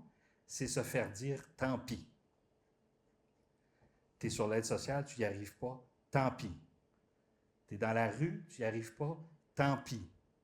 Tu as développé une dépendance, tant pis. Vous êtes-vous déjà fait dire « tant pis » par rapport à ce qui vous êtes dans la vie, ce que vous faites? Hein? C'est prétendre que les personnes ont moins de valeur. Quand je vous disais tantôt, l'important, ce n'est pas tant le préjugé, c'est ce qu'on fait avec. Qu'est-ce que ça dit de nous comme société? Hein? Est-ce qu'on a peut-être perdu le sens de ce que ça veut dire faire société? Si je vais ailleurs un peu, l'indicateur le plus puissant du développement humain, c'est la capacité d'avoir des projets et de se projeter dans l'avenir. Puis si vous posiez la question aux intervenants que vous avez rencontrés, Annie dirait la même chose. Une des choses les plus dures pour une personne en situation d'itinérance, c'est se projeter dans l'avenir. Quand ton parcours de vie, c'est échec par-dessus échec, ou ton parcours récent, difficulté, le fait qu'on t'ait dit tant pis, c'est difficile de se projeter dans l'avenir. On a parlé beaucoup par rapport à l'itinérance jeunesse du trou après la DPJ, mais il faut même se questionner avant la DPJ. Annie, elle a collaboré, je vous le recommande fortement, c'est un ouvrage collectif qui s'appelle « L'itinérance au Québec », très intéressant. Je vous cite une petite phrase d'une intervenante. Il y a eu beaucoup de focus group avec des intervenantes et des personnes en situation d'itinérance. Excusez-moi, c'est le problème du micro. Quand tu n'as pas de chez toi, dans la maison, chez vous, ben l'itinérance, elle commence là. C'est quelque chose, ça. Tu es chez vous, mais tu n'es même pas chez vous. De quoi quelqu'un, à plus forte raison un jeune, a-t-il le plus besoin pour se projeter dans l'avenir? On a besoin de reconnaissance. On a besoin de croire dans sa valeur. On a besoin de se faire accompagner, comme les groupes vous l'ont présenté tantôt, accompagner pour croire dans ton potentiel, de croire que tu peux agir, croire dans la dignité humaine. Ce qui m'amène à mon petit papa, Thomas de Coninck. On a célébré ses funérailles il y a un mois. Suite à son décès, il y a eu une grosse couverture médiatique. J'ai fait une entrevue à Radio-Canada. Mon papa, Thomas de Coninck, 55 ans d'enseignement universitaire à l'Université Laval, qui a marqué des milliers d'étudiants à travers les générations, qui a publié énormément de livres, qui nous a légué, à mes frères et moi, l'importance du bien commun, de la dignité humaine, du respect de l'autre, l'importance de servir. Il nous rappelle que tout le monde, y compris des personnes en situation d'itinérance, je regarde Pierre parce que tu vas comprendre ça, tout le monde a quelque chose à partager, son humanité. Même quand on dit tant pis à quelqu'un, ça ne le dépouille pas de sa dignité. La dignité, ce n'est pas une valeur relative. Tu n'as pas de la dignité parce que tu es utile. La dignité, c'est une valeur absolue. C'est intrinsèque. C'est fort. Mais il faut y croire. Il faut donner de la reconnaissance. Il y a une très belle phrase dans une conférence qu'il avait donnée à Musée de la Civilisation il y a quelques années. Papa, il dit « Le désir de reconnaissance si profond en chaque être humain, vous toutes et vous tous ici, le désir de reconnaissance si profond en chaque être humain trouve sa forme la plus parfaite dans le désir d'être aimé et d'aimer en retour. » On intellectualise beaucoup l'impact de l'intervention. Je me rappelle de ce témoignage d'une femme qui fréquentait les services de la YWCA. Bien sûr, ça avait été énorme. On lui avait offert un logement, on l'avait accompagnée, on a fait des démarches avec elle. Mais elle dit, ce qui a changé ma vie, c'est que je me suis retrouvé à un endroit où on m'a dit qu'on m'aimait. Est-ce que c'est ce qu'on refuse collectivement de donner? Hein? Le regard qui libère, aimer. Tantôt, le regard qui enferme, tant pis. Le regard qui libère, aimer. En tolérant l'augmentation des inégalités, en refusant d'intervenir face à un problème aussi urgent, est-ce qu'on refuse, est-ce que collectivement, on refuse d'entendre ce cri-là? Je reviens sur les préjugés, là. Ce n'est pas le préjugé qui est important, c'est ce qu'on fait avec. C'est ce qui nous ramène à nous, le concept de charité. Un concept qui n'est pas facile en passant, pas simple, qui est connecté de toutes sortes de façons. La charité, selon moi, c'est se reconnecter sur sa propre humanité. C'est surtout pas donner raison à un proverbe cynique italien qui dit « La main qui donne est au-dessus de la main qui reçoit ». Cette charité-là n'est pas intéressante. Donc, la charité, ça devrait d'abord être un acte de reconnaissance de l'autre. C'est une des grandes leçons du communautaire. Hein? Une des plus grandes leçons du communautaire, c'est être avec les personnes. Ils n'interviennent pas juste auprès des personnes. Ils travaillent avec les personnes. Ils écoutent ce que les personnes. Ils les écoutent, ils les aident à exprimer leurs projets d'avenir. Ils les aident à parler de leurs aspirations. Parce que les personnes en situation d'itinérance, encore une fois, ont quelque chose à partager, leur humanité. Cela dit, c'est important que cette charité-là, elle repose aussi sur la confiance. Yvon, tu l'as bien placé tout à l'heure au début, là, quand tu as parlé du filet social, du filet communautaire.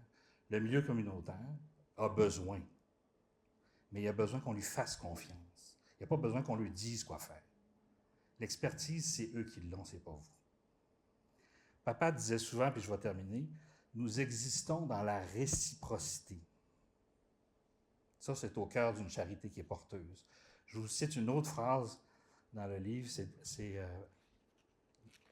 l'introduction, pardon, la préface signée par... Il n'y a rien... M'a trouvé la page, ce ne sera pas long. J'avais mis un petit signet. Boromir Valédor, qui est le coordonnateur du réseau Solidarité Itinérance. Tisser un lien est une étape préalable à toute forme d'intervention auprès des personnes désaffiliées. Or, pour arriver à l'établissement d'un tel lien, nous n'avons pas le choix de déposer quelque chose chez l'autre, mais aussi de laisser déposer quelque chose en nous, ce qui implique de reconnaître notre commune humanité. C'est ça la réciprocité. Les personnes en situation d'itinérance, comme membres de notre société, ont aussi quelque chose à leur apporter, à vous apporter. Je termine. C'est quand même une chance exceptionnelle que vous avez, à travers le mouvement Les Charitables, de faire une différence dans le parcours de vie de quelqu'un que vous ne rencontrerez jamais et qui ne saura pas qui vous êtes. Au final, c'est ça la vraie charité. Comme d'autres que vous ne connaissez pas et ne rencontrerez jamais, ont fait une différence dans votre parcours de vie. Merci.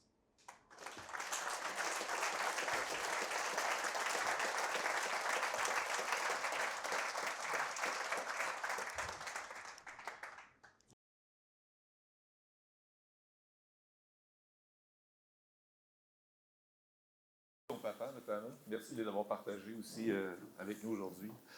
On va poursuivre avec un tour de table philanthropique. On appelle ça confidence de philanthrope parce qu'on a invité des philanthropes qui nous parlent un peu de leur philanthropie, de ce qu'est la philanthropie pour eux. Donc, je vous les présente. Ils vont venir s'installer à tour de rôle. Je ne sais pas si vous avez tous vos micros, sinon vous passez par derrière. André Couture. André, il est entrepreneur et philanthrope engagé, a consacré depuis plus de 20 ans une partie importante de son énergie et de ses ressources aux jeunes en difficulté, notamment à travers la Fondation Atura. Bonjour André. Dominique Laflamme, qui est gestionnaire de projets à impact social et administratrice de société. Elle accompagne depuis plusieurs années des philanthropes dans leur réflexion et leur engagement. Bonjour. Bonjour. Et Michel Tremblay. Michel est ancien dirigeant du secteur financier chez IA. Michel Tremblay s'implique de façon discrète, mais réfléchit dans des causes liées à la jeunesse. Bonjour. Bonjour. Bonjour. Alors, on va jouer à... Bonjour. On va jouer à... On se passe le micro. On n'en a pas un là? Non, il faut utiliser celui-là pour que les gens nous entendent. Ah oui? OK, d'accord. Je peux commencer par toi, là. Je me suis pas assis ici pour être le premier, là. C'est vrai? Ben non. Ils m'ont laissé m'asseoir ici, là. Je pense qu'André préfère que tu sois le premier. Ben oui, mais moi, j'aurais préféré que je sois le premier. non. C'est correct, c'est correct. On va y aller comme ça. Plusieurs questions à vous poser sur la philanthropie, sur votre engagement d'abord. Ce qu'est la philanthropie pour vous et l'engagement. Peut-être que Michel pourrait nous dire un mot là-dessus. C'est toi tout le monde, là, si Oui, ça vous va. oui. En fait, il y avait un nom compliqué tantôt, hein? Oui. Ben, le mien est bien simple, Tremblay. Mais tu peux m'appeler Michel pareil, c'est sûr. C'est donner, puis redonner, puis aider. Pour moi, c'est ça, la philanthropie. Je ne mettrais pas ça plus compliqué. Quand je dis aider, donner de l'argent, d'abord et avant tout, je pense que les gens le disent, il y a besoin d'argent. C'est pas qu'il en manque de l'argent, mais il y en a besoin. Il y en a en masse de l'argent. C'est pas l'argent qui est rare. Ce qui est rare, c'est l'amour et le temps. L'argent, il y en a en masse, mais c'est donner de l'argent. Mais après ça, moi, dans mon cas, c'est aussi donner un peu de temps.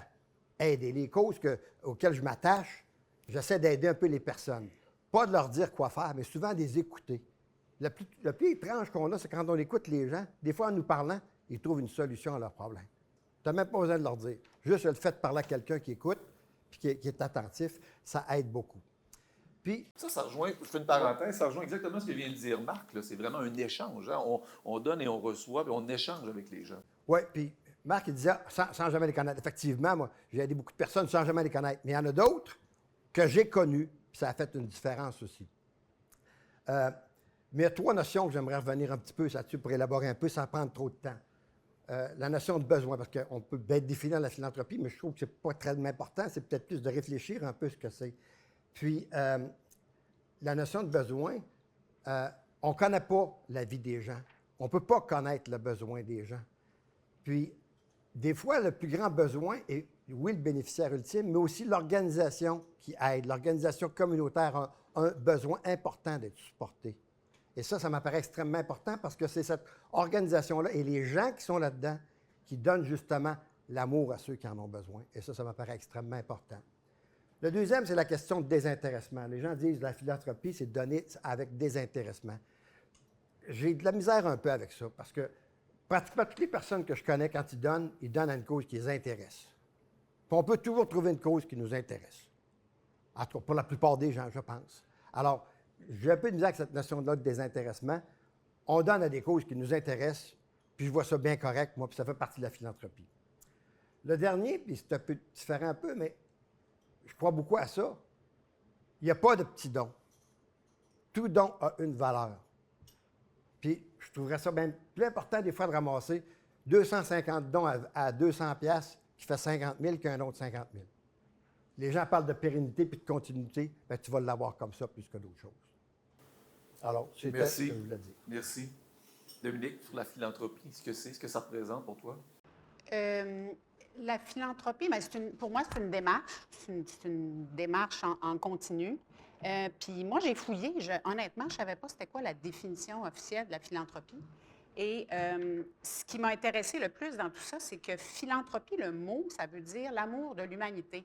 Puis on en a parlé, Marc en a parlé d'humanité, tu viens de parler d'amour. Quand on met les deux ensemble, bien, c'est ça la philanthropie.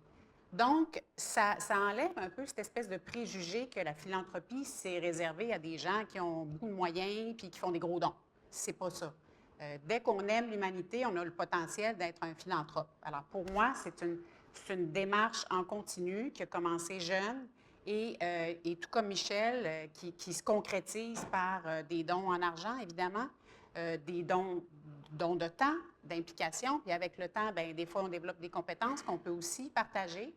Et c'est aussi du don de biens, ça a l'air niaiseux, là, mais tu sais, on accumule tellement de biens dans la vie, quand on n'en a plus besoin, bien, on les donne, ça aussi. Et finalement, c'est un petit peu pourquoi on est ici aujourd'hui. Pour moi, la philanthropie, c'est aussi d'être des ambassadeurs, de partager notre démarche auprès d'autres pour essayer de contaminer le plus de gens possible à devenir des philanthropes. Puis le mot, il est un peu intimidant, là, mais en tout cas, j'ai de la misère à dire que je suis une philanthrope, là, mais en tout cas. Mais aussi, je reviens sur ce que Michel disait, quand on dit tout le monde peut être philanthrope, il n'y a pas de petits dons, tous les dons sont importants. Mais j'irais aussi, quand on dit à la mesure de nos moyens, puis je termine là-dessus, André, je vais t'espérer après. À la mesure de nos moyens, ça veut dire, quand on n'a pas beaucoup de moyens, on ne peut pas donner beaucoup, mais ça veut dire aussi que quand on a plus de moyens, on devrait donner plus. Puis je donne un petit exemple rapide de mon papa qui est décédé aujourd'hui, donc il ne peut pas se défendre de ce que je vais dire. Mais mon père donnait des montants d'argent à des organismes à chaque année, mettait son rapport d'impôt, puis à chaque année, il donnait le même montant. Puis plus tard, ça m'a frappée, puis je me suis dit, bien voyons, quand ta situation financière s'améliore, puis on parle d'argent, là, mais c'est ça qu'on fait, tu devrais donner plus. Alors moi, dans ma philosophie de don, quand je dis dans ma tête, OK, je vais donner tel montant à telle cause, puis je me pose toujours la question, est-ce que je pourrais donner 2 fois plus? 3 fois plus? Est-ce que ça changerait quelque chose vraiment pour moi versus ce que ça changerait pour l'organisme? Alors, le donner à la hauteur de ses moyens, ça va dans les deux sens. Ça, c'était ma définition de la philanthropie. Oui, intéressant. Très complémentaire aussi à ce que vient de nous dire Michel. André, si je te demandais le sens de la philanthropie, de ce qu'est la philanthropie pour toi? Premièrement, la philanthropie, pour moi, c'est quelque chose qui s'apprend. Ça se cultive. On n'est pas tous nés Mère Teresa. Il y a des façons de le faire. On a créé un mouvement, mais le mouvement peut fonctionner seulement si tout le monde y participe, tout le monde apprend de ça. Aujourd'hui, c'est une séance d'éducation, de se conscientiser d'une certaine problématique spécifique qui m'est à cœur. Mais de base, souvent, ils vont dire faites-vous un budget. La philanthropie, surtout pour les gens qui sont habitués à gérer peut-être de l'argent, puis ça fait partie un petit peu d'une implication sociale qu'on se doit de faire et puis qui ne vient pas nécessairement naturellement, mais il faut commencer à quelque part, ça se développe. Puis mon expérience à moi, c'est que plus on en fait, plus on veut en faire. Et ça se structure, la philanthropie aussi. Ceux qui ne veulent pas avoir de structure ont juste à explorer des organismes comme Centraide, qui est un fantastique mouvement de gestion de fonds, si on peut dire. Et d'autres personnes, d'autres individus sont plus attirés sur des causes spécifiques qui veulent s'impliquer. C'est tout aussi fantastique. Je pense que ce qui est important, c'est de commencer à quelque part, puis de vouloir vraiment voir ça comme étant quelque chose qui sera toujours en croissance. Aujourd'hui, j'ai une fondation, j'ai Véronique qui m'aide beaucoup, j'ai ma conjointe Sonia qui m'aide aussi. Et puis, si Atura était une business, puis on avait des analystes, je pense qu'ils diraient « Wow, ça c'est une business en croissance ». C'est ce qu'on veut. Ben, en théorie. Il y a une notion, je vais te laisser le micro encore, André, parce qu'on va compléter un petit peu, puis il y a un complément avec ce que disait Dominique tout à l'heure sur la sensibilisation, l'importance de le dire, d'en parler, de participer à des rencontres comme aujourd'hui, hein, de ne pas se cacher comme philanthrope. Comment on concilie la discrétion que certaines personnes veulent avoir comparativement à l'expression du don qu'on fait, l'importance d'être philanthrope et de le dire haut et fort. Puis le mouvement Les Charitables s'inscrit dans ce sens-là aussi. Pourquoi le faire de cette façon-là? Moi, je suis le meilleur exemple.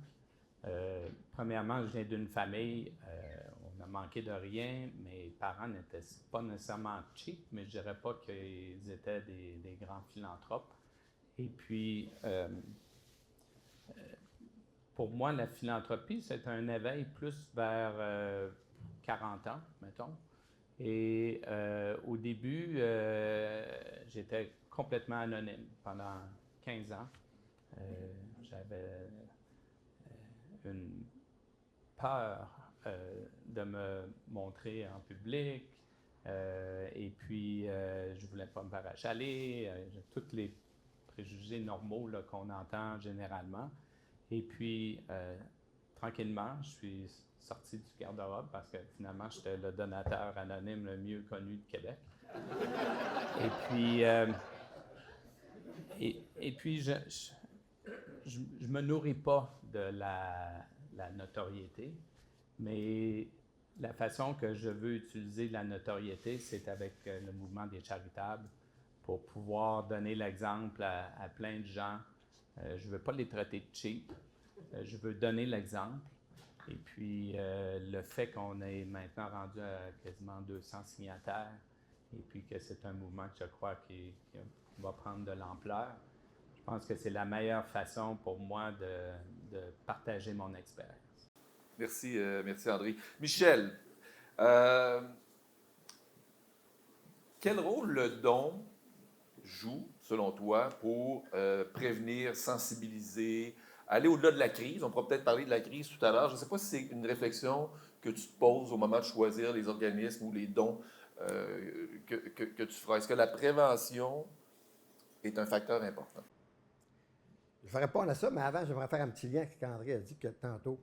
Quand il dit que plus on donne, plus on a le goût de donner, je crois tellement à ça, là, parce que savez-vous à qui ça fait du bien en premier de donner? À nous-mêmes. À nous-mêmes. Alors, c'est pour ça que j'insiste un peu sur les petits dons des fois aussi. C'est pas mon cas, mais je dis juste pourquoi j'insiste là-dessus. Parce que les gens qui commencent à donner petit finissent par donner plus gros. Une histoire que j'avais, c'est quelqu'un qui m'a dit qu'elle avait commencé à travailler, ça fait longtemps de ça fait peut-être 30 ans, là, mais elle donnait 2 piastres par paye, il y avait 26 piastres par année, 52 piastres. Aujourd'hui, c'est une grande donatrice. Alors, juste pour dire ça, André, là, je suis 100% d'accord avec ça. Sur la question de prévenir ou transformer, stabiliser ou guérir, bien, ça fait partie avec le temps. Au départ, ça ne fait pas vraiment partie de la réflexion, mais on évolue dans notre pensée de donateur. Moi aussi, j'aime mieux le mot donateur que philanthrope. Je ne sais pas pourquoi, là, j'ai un peu de misère avec ça, mais c'est ça. Puis, prévenir, bien, et là, Yvon ne sera pas surpris de mon vocabulaire que je vais utiliser. Prévenir, c'est un investissement. Guérir, c'est une dépense. Malheureusement, on aime beaucoup plus des résultats à court terme certains que des résultats à long terme incertains. Prévenir, c'est des résultats à long terme incertains. Guérir, stabiliser, tu l'as assez vite, puis tu vois le bénéfice rapidement. Alors, c'est plus facile d'aller de ce côté-là. Mais la société a besoin des deux, absolument. Puis j'aimerais prendre 2 exemples comme ça brièvement. Si, par exemple, et là, c'est normal que j'aille un peu dans ce secteur d'activité-là, mais compte tenu de ce que je fais, si, par exemple, tu participes à une cause contre le décrochage scolaire, ça se mesure, puis tu vois des résultats avec quelques années. Ça ne prend pas 100 ans, mais quelques années, mais ce n'est pas tout de suite même matin. Mais les résultats pour la société sont beaucoup plus difficiles à mesurer, puis ça prend beaucoup plus de temps, puis sont beaucoup plus incertains. Mais si tu participes à une cause qui intervient sur le terrain, dans l'aide des gens qui sont en situation de crise puis en besoin ponctuel, tu vois immédiatement les besoins. Beaucoup plus facile de donner celle-là qu'à l'autre, mais on a besoin des deux. Absolument besoin des deux. Alors moi, je crois beaucoup aussi dans investir, donc c'est normal, donc d'en prévenir, mais c'est plus difficile pour les gens, je pense, en général, d'accrocher à ça. J'ai envie de te relancer dans une sous-question, parce que c'est quelque chose que je me pose comme question aussi. Est-ce qu'on ne délègue pas, finalement, le travail à d'autres, puis est-ce qu'on ne se détache pas à travers un don? Est-ce qu'il n'y a pas un risque de se détacher à travers le don du résultat? Autrement dit, je donne à Centraide, par exemple, puis Centraide va faire le travail, va redistribuer, mais parfois, on est loin de ce qui se passe sur le terrain, puis du travail, puis du résultat. Est-ce qu'il y a moyen de concilier ça? Bien, en fait, le moyen que moi j'ai trouvé, c'est justement de prendre des causes spécifiques et de me rapprocher des gens qui font que cette cause-là fonctionne puis fait un changement dans la société. Et pourquoi tu le fais comme ça, toi? Bon, je le fais comme ça parce que j'ai participé à des conseils d'administration, puis j'en ai fait en masse, mais maintenant, je ne fais plus ça. J'ai constaté que ces personnes-là avaient plus besoin de ce soutien-là personnel, proche d'eux, puis qu'ils peuvent appeler quand ils veulent, que juste des gens de conseil d'administration. C'est mon constat personnel. Je ne veux rien enlever aux gens qui font du conseil d'administration. Ça n'en prend, puis c'est essentiel. Mais moi, je l'ai fait, puis je suis rendu ailleurs. OK. Dominique, prochaine question. Pourquoi intervenir tôt, plutôt que d'attendre la situation de crise, au fond? Et puis dans les choix de dons qu'on fait comme donateur, il y a ça aussi. On peut donner à des organismes en crise ou faire, comme Michel le dit aussi, aller dans la prévention, même si dans la prévention, on voit peut-être moins le résultat à long terme parce qu'on évite des crises. Petite parenthèse, j'ai eu une distraction tantôt, puis je me suis aperçue que c'était nous trois qui vous invitiez aujourd'hui. Ça fait que merci d'être là. Merci d'avoir accepté notre invitation. Je pense que nos experts ont beaucoup répondu à cette question-là tantôt. Là. Autant Mme Fontaine que les gens qui sont sur le terrain, prévenir, c'est tellement important. Ça n'enlève rien à guérir aussi, comme tu viens de le dire, Michel. Moi, au contraire, je trouve qu'avec des organismes de prévention, on en voit des résultats. On voit même des résultats très tangibles des fois, puis ce qui est intéressant de ces organismes-là, c'est qu'ils suivent les jeunes dans leur parcours sur une plus longue période. Donc, comme donateur, bien, en principe, tu les suis aussi, ces jeunes-là. Fait que je trouve que il y a quand même une constatation de résultats concrets dans la prévention. Et évidemment, on en a parlé amplement tantôt, là, travailler sur un jeune qui avant d'être en crise, c'est tellement plus porteur. Non seulement c'est plus porteur sur lui, mais c'est plus porteur sur tous les gens qui sont autour de lui, des familles, des gens dans les écoles, etc. Donc, je pense que c'est essentiel de travailler en prévention pour... c'est qui le disait tantôt, là, c'est nos générations futures, c'est nos leaders de demain, c'est nos présidents de l'Industrielle Alliance de demain. C'est super important. OK, donc pourquoi les jeunes en difficulté? Parce que c'est le thème de la rencontre aujourd'hui aussi. Tu y réponds un petit peu, là, mais pourquoi spécifiquement les jeunes en difficulté? Bien, moi, personnellement, je raconte ma petite histoire. J'aime pas tant ça, là, mais je le fais pareil parce que je pense que c'est un bon exemple. À un moment donné, j'ai été élevée, moi, judéo-chrétien, là. Alors, ma mère était à la maison et puis faisait du bénévolat. Alors, un jour, je me suis dit, bon, là, j'ai un peu de temps, je vais faire du bénévolat. Puis là, je savais pas vraiment. Puis je pense qu'André, c'est important ce que tu disais tantôt. Les gens, ils savent pas par où commencer, là. Alors, moi, je me souvenais de mon grand-père qui m'avait dit qu'il donnait à la Maison Dauphine. Je savais même pas c'était quoi la Maison Dauphine. J'imagine qu'il y a pas mal de gens qui savent c'est quoi, là, c'est la Maison Dauphine. Un organisme qui vient en aide, évidemment, aux jeunes qui sont en itinérance, en errance, pour éviter qu'ils deviennent en itinérance. Et donc, j'avais dit, bien, je vais appeler. Alors, j'ai pris le téléphone, j'ai appelé, puis j'ai dit, bien, bonjour, moi, j'aimerais ça faire du bénévolat chez vous. Bon, alors, je suis arrivée dans toute ma naïveté de petite fille de Sainte-Foy, éduquée d'université, j'arrive à la Maison Dauphine et j'ai eu un méchant choc quand je suis arrivée là. Je m'étais habillée tout en noir parce que j'avais vu que tout le monde était habillé en noir là, à la Maison Dauphine. Alors, je m'étais dit, bon, peut-être que ça va passer mieux. Je vais passer dans le plus inaperçu. Et j'avais eu un choc de voir ces jeunes devant moi. Et comme quelqu'un disait tantôt, là, avec toutes les roches dans leur pack-sac, puis alors mes préjugés, j'avais des préjugés énormes qui se sont tous effondrés quand j'ai rencontré ces jeunes-là. Et à travailler, parce que j'ai été bénévole à la Maison Dauphine pendant 2 ans, et à travailler avec ces jeunes-là, j'ai vu le travail qui était fait Je n'ai pas travaillé auprès des jeunes directement, mais je voyais les intervenants travailler auprès de ces jeunes-là et je voyais les impacts jour après jour de ce travail-là. Et pas linéaire aussi, quand quelqu'un disait ça tantôt aussi, là, alors ça chute, ça remonte, ça chute, mais on les voyait se sortir tranquillement de leurs problèmes et de revenir avec la dignité, puis de penser au futur. Alors ça, moi, ça m'a touchée. Puis j'ai rien contre toutes les autres causes. Là. Les autres causes sont très bonnes aussi, mais le jeune, pour moi, il venait me toucher profondément. Puis je viens de voir Linda dans la salle. Hier, on est allé visiter l'École oraliste de Québec avec, encore une fois, des jeunes qui ont des difficultés puis qui ne sont pas capables d'avoir accès aux services, puis arrivent dans une école comme ça et le changement est foudroyant. Puis là, on parle de petits qui ont des avenirs incroyables grâce à ces dons-là qu'on fait à ces organismes-là.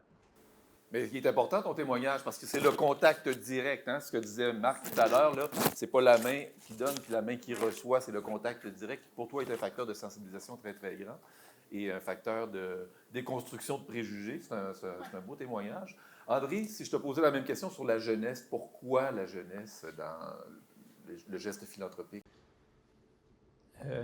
La philanthropie, pour moi, premièrement, il n'y a pas de jugement. Alors, si je raconte mon témoignage, c'est le mien, puis j'encourage tout le monde à faire de la philanthropie qui vient les chercher, puis qui leur amène une forme de bonheur.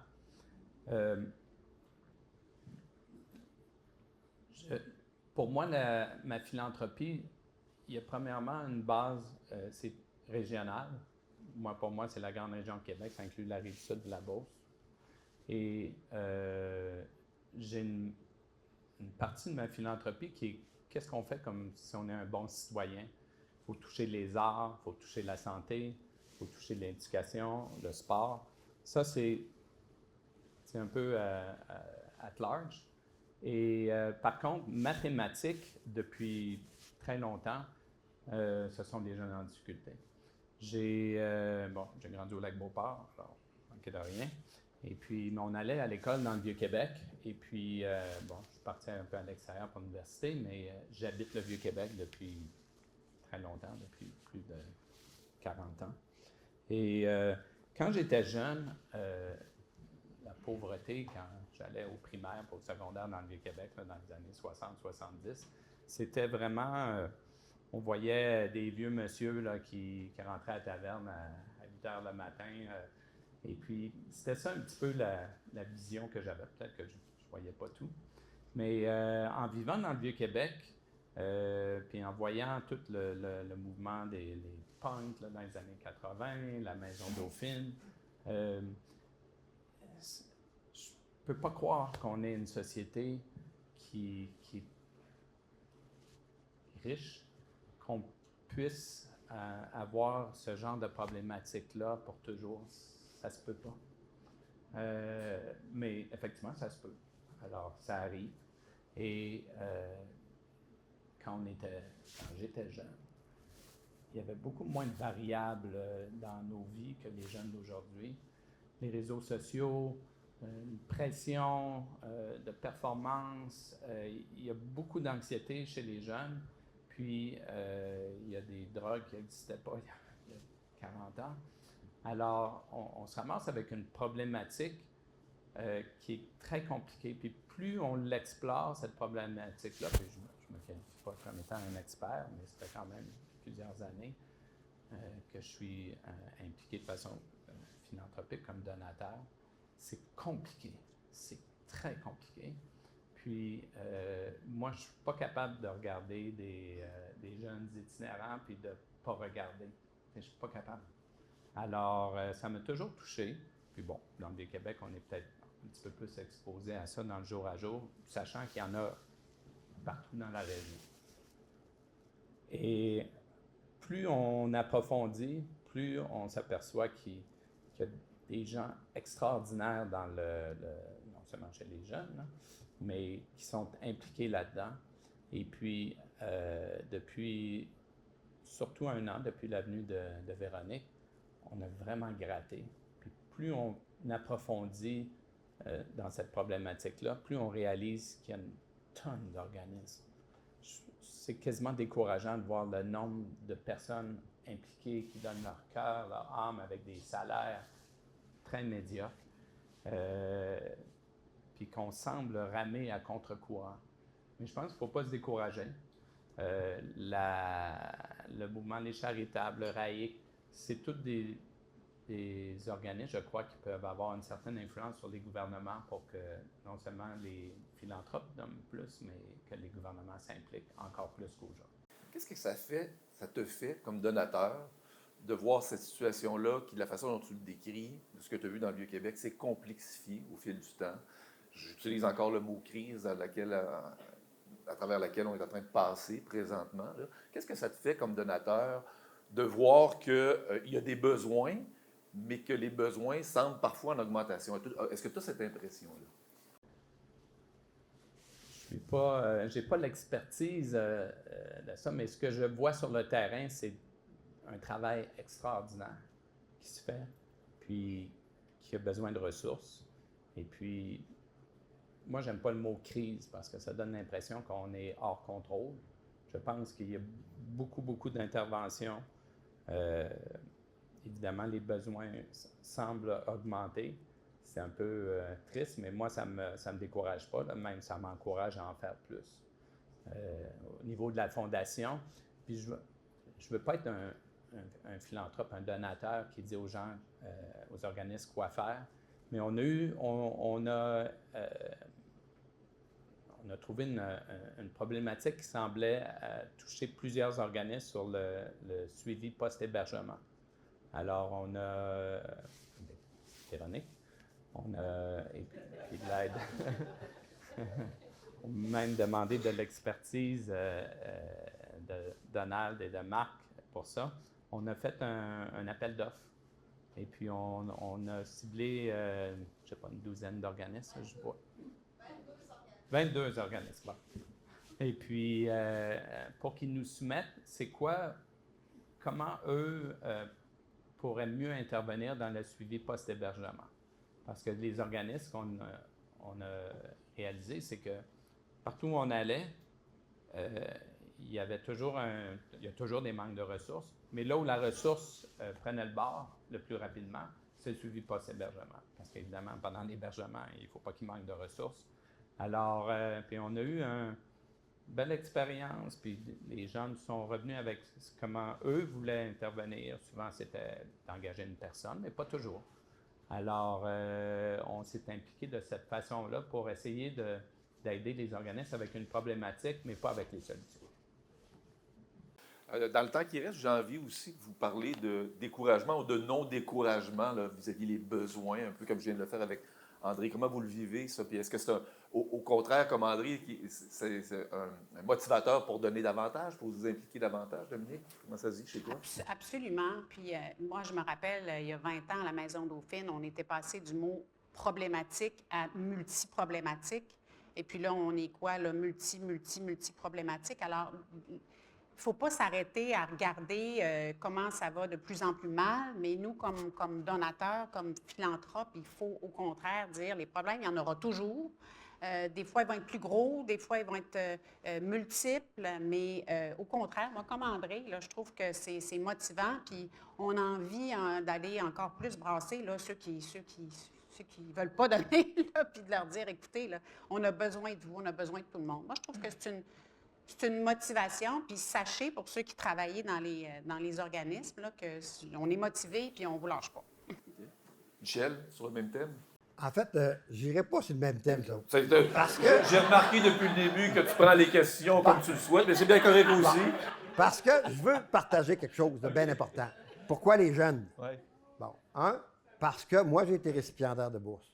Je viens d'un milieu pas pauvre, mais où les parents travaillaient juste pour finir la fin de mois. Alors, j'ai eu la chance d'avoir des bourses pour aller au Petit Séminaire de Québec, au Collège François de Laval.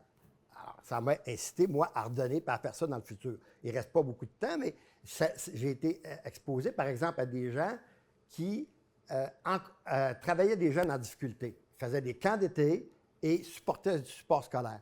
Et c'est cette personne-là que j'ai voulu aider. Et j'ai commencé par donner des bourses sur une base anonyme, à subventionner justement des écoles, C'était au Collège Jean de Brébeuf à Montréal. À l'époque, j'étais à Montréal. Alors, j'ai fait ça pour aider ça. Aujourd'hui, c'est plus intellectuel un peu que juste mon expérience personnelle, parce que, comme l'a dit Dominique, le futur de la société, c'est les jeunes. Et moi, je crois énormément à l'instruction, à la formation. Je pense que c'est le meilleur élément de prévention de besoins dans la société et de difficultés. Alors, c'est pour ça que je redonne beaucoup à ça, de ce côté-là, et que ça m'interpelle beaucoup, puis il y a des besoins illimités de ce côté-là. D'ailleurs, quand j'entendais le monsieur qui parlait, monsieur là-bas tout à l'heure, qu'ici au Piolet, ce qu'ils font, entre autres, c'est de donner des cours de formation de cuisine. Est-ce que c'est ça que vous avez dit? Parce que ça conduit des gens, justement, à réinsérer la société avec ça. Sûrement. Bien, j'espère. Vous avez sûrement des témoignages comme ça. Alors, tu vois, moi, dans ce côté-là, c'est ça qui m'intéresserait plus que d'autres choses. Il n'y a pas de mauvaise cause. Jamais, moi, je vais valoriser plus une cause qu'un autre. Jamais de la vie, il n'y a pas de mauvaise cause. Mais il y a des choses qui nous interpellent. Puis c'est avec ça qu'on peut s'impliquer, non seulement donner de l'argent, du temps, mais aussi un peu de passion, puis aider ces personnes-là à transmettre leur amour aux personnes qui en ont besoin. OK. C'est de la prévention, ça aussi. Ça Ça rejoint aussi, la ça. prévention, exactement. Comme tu disais tout C'est à un l'heure, mix là. un peu des deux. C'est un mix. Alors, c'est ça que je voulais dire. Est-ce qu'il y a du découragement? Absolument pas. Il ne faut absolument pas se décourager, il ne faut pas baisser les bras. Absolument pas. Mais une des raisons, Yvon l'a dit tantôt, c'est les écarts de richesse qui sont plus grands dans la société et les coûts d'élever une famille qui sont de plus en plus grands, qui font que les besoins sont de plus en plus grands. Mais c'est, par exemple, moi, je suis un bénéficiaire de cette création, de cet écart des richesses-là. J'en suis un. Pourquoi je ne leur donnerai pas à ce moment-là? C'est juste un petit peu de justice. C'est injuste, ces écarts de richesse-là qui se créent aujourd'hui. La façon de contrecarrer un peu cette injustice-là, d'ailleurs, la vie est injuste, c'est de redonner. Merci de vos témoignages parce qu'il y a quelque chose d'important dans le dire publiquement. Je reviens encore au mouvement Les Charitables qui est un peu au cœur de ce désir-là de s'exposer et d'influencer le plus grand nombre possible peut-être à devenir des donateurs. Des petits peut-être à commencer qui deviendront plus grands comme tu disais tout à l'heure. Alors vos témoignages sont importants. Merci beaucoup Michel Tremblay, Dominique Laflamme, André Couture. Merci beaucoup.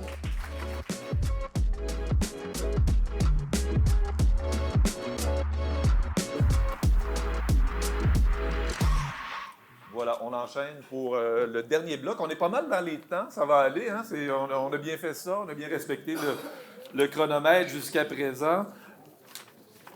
Pour compléter la rencontre, puis vous aurez le temps qui vous reste si vous avez envie de discuter entre vous tout à l'heure avant de repartir vers vos autres tâches.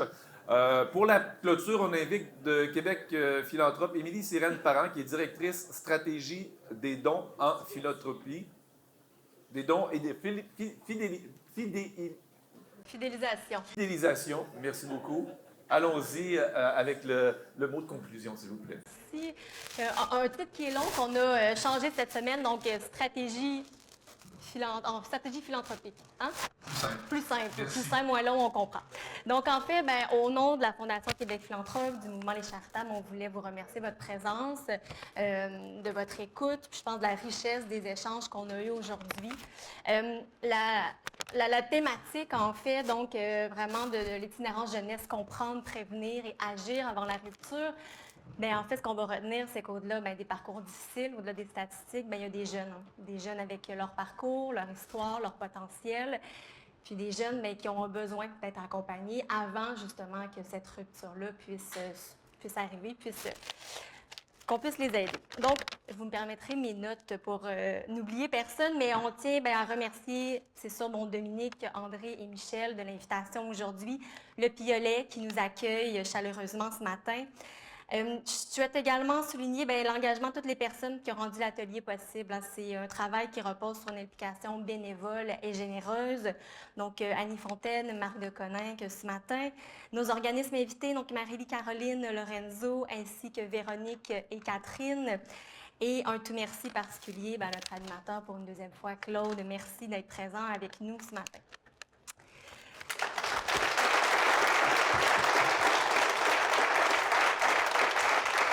En fait, c'est le deuxième atelier qu'on fait donc, avec les Charitables ce matin. Puis, on voulait vous expliquer un peu la collaboration donc, entre le mouvement Les Charitables et la Fondation Québec Philanthrope, qui en fait repose sur une conviction qui est commune, soit de comprendre les réalités vécues dans nos communautés afin de mieux orienter nos actions, les décisions et notre engagement philanthropique. Donc, c'est vraiment en créant des espaces de dialogue, de réflexion, vraiment comme ce matin. On souhaite favoriser une vision qui est collective, qui est plus éclairée, plus humaine et porteuse de changement. Dans cette même vision-là, donc en fait de mieux comprendre les besoins pour agir ensemble, on vous invite au prochain atelier qui aura lieu le 3 juin prochain, donc à 16h au Musée de la Civilisation. Donc vous recevrez l'invitation pour vous inscrire prochainement, mais on va vous dévoiler en fait le rapport Sinvito 2026, ce rapport de la Fondation Québec Philanthrope qui fait état des besoins de la communauté, tous secteurs confondus. Donc on va pouvoir poursuivre cette réflexion-là sur les besoins tous ensemble. Donc, en fait, cette rencontre se termine ce matin, mais la réflexion, elle se poursuit. On vous invite tous à la suite donc, de continuer ces conversations dans vos milieux, de nourrir la compréhension de ces enjeux et de réfléchir ensemble, donc collectivement, aux façons dont on peut contribuer à prévenir les ruptures et à soutenir nos jeunes qui parfois peuvent se retrouver seuls. Donc, encore un grand merci d'être ici ce matin. On vous invite à poursuivre donc avec le buffet, poursuivre les échanges. Puis j'espère qu'on va avoir le plaisir d'échanger et de partager de nouveau. Bonne journée.